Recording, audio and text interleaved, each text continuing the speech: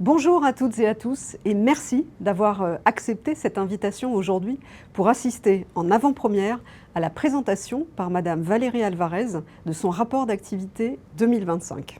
La MCE, que j'ai l'honneur de présider depuis 2 années, a souhaité, à l'occasion de cette présentation, renouer avec une rencontre en présentiel afin de donner une large part aux échanges et aux débats avec l'ensemble des parties prenantes, tout en conservant ce qui fait l'identité de notre médiation, donc un rapport d'activité digital et une présentation en format vidéo.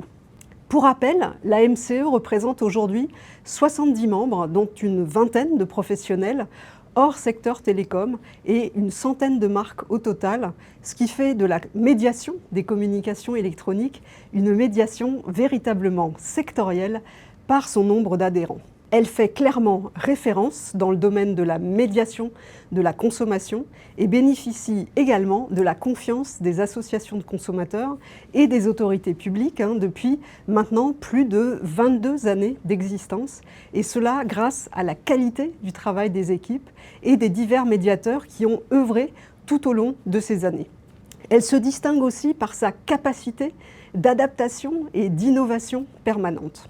Alors, en préambule de la présentation du rapport 2025 par la médiatrice des communications électroniques, je souhaite revenir sur quelques faits marquants pour le secteur et pour la MCE.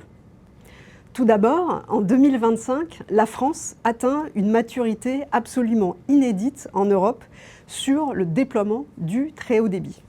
La fibre optique est désormais disponible pour 93,5% des locaux en France et elle est devenue l'infrastructure fixe de référence. Parallèlement, la fermeture des technologies d'ancienne génération est engagée, qu'il s'agisse du cuivre ou des réseaux mobiles 2G et 3G.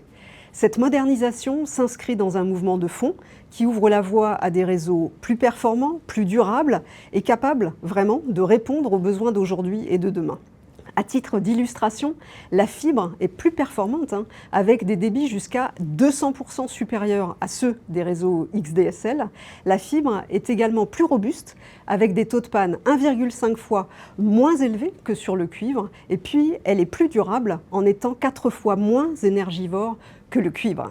La fibre, c'est aujourd'hui finalement la meilleure réponse aux besoins de connectivité des Français, puisqu'environ 80% des abonnements Internet sont désormais en fibre. À noter aussi que cette modernisation des réseaux a été réalisée dans un contexte de concurrence très soutenue au bénéfice des consommateurs, avec notamment des offres enrichies et compétitives offrant un très bon rapport qualité-prix. Je veux aussi préciser que les investissements massifs dans la fibre ces dernières années tirent aujourd'hui d'autres investissements dans des technologies innovantes qui ont besoin de très haut débit pour se développer. Et là, je pense en particulier à l'intelligence artificielle et à la cybersécurité, 2 domaines en très forte croissance aujourd'hui et avec d'énormes potentiels encore à explorer. Alors, comme je l'ai évoqué tout à l'heure, la très large disponibilité de la fibre s'accompagne logiquement de la fermeture technique du réseau cuivre qui est maintenant bien engagé et programmé jusqu'en 2030, date à laquelle la France basculera à 100% dans le très haut débit numérique. Alors la première vague de fermeture technique a eu lieu déjà en janvier 2025 dans 162 communes, et un an plus tard, donc en janvier 2026, la fermeture technique d'un deuxième lot a eu lieu sur 763 communes représentant environ 900 000 locaux. Et puis également, le 31 janvier 2026, a eu lieu la fermeture, cette fois-ci commerciale, du réseau cuivre sur 25 951 communes qui représentent 20,2 millions de locaux. Parallèlement, pour accompagner cette bascule vers le 100% très haut débit, les opérateurs investissent également sur la qualité. Et ici, je veux mettre en avant le déploiement d'un dispositif multi-opérateur qu'on appelle e-intervention. Cette solution innovante permet de détecter en temps réel les connexions fibres coupées lors des interventions et puis de les réparer finalement immédiatement. Donc l'action conjointe des opérateurs permet ainsi de restaurer le service plus rapidement et de réduire très significativement les désagréments pour les clients. La mise en œuvre de cette solution innovante a été rendue possible grâce à la mobilisation active de l'ARCEP, de la Fédération française des télécoms, avec également les opérateurs commerciaux et les opérateurs d'infrastructures qui ont collaboré au sein du groupe Interop Fibre. La solution e-intervention continuera à s'étendre en 2026 auprès d'autres opérateurs d'infrastructures et d'autres opérateurs commerciaux pour finalement maximiser son impact positif sur les consommateurs. Donc vous le voyez, beaucoup de défis passés et à venir, et je suis convaincue que notre secteur saura relever l'ensemble de ces défis d'envergure, qu'ils soient consuméristes, sociétaux, environnementaux, digitaux ou technologiques, et qu'il saura s'adapter aux transformations nécessaires en faisant toujours davantage preuve d'agilité et d'innovation. Je suis également certaine que les équipes de l'AMCE et la médiatrice sauront accompagner les consommateurs face à ces changements majeurs, parce que c'est ce que nous avons toujours réussi à faire finalement. Les ressources de la médiatrice des communications électroniques ont ainsi été systématiquement ajustées pour répondre aux besoins. Et c'est par exemple ce que nous avons fait en 2025 avec le recrutement de 2 juristes supplémentaires. Nous avons également su adapter nos outils.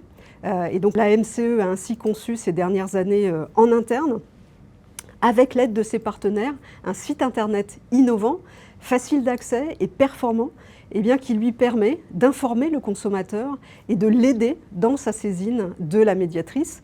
Il permet d'être un exemple vraiment dans le domaine de la médiation de la consommation, avec un taux de saisine en ligne absolument exceptionnel, puisqu'il se situe à 84%. La MCE a également développé depuis de nombreuses années un outil métier tout en un, si je puis dire, qui évoluera à partir de 2026 avec l'intégration de l'intelligence artificielle. Enfin, l'adaptation de la MCE passe également par l'arrivée de nouveaux membres, que sont les opérateurs d'infrastructures fibre, qui développent également des offres B2C, notamment dans le cas du raccordement des maisons neuves. À date, ce sont 5 opérateurs d'infrastructures qui nous ont rejoints.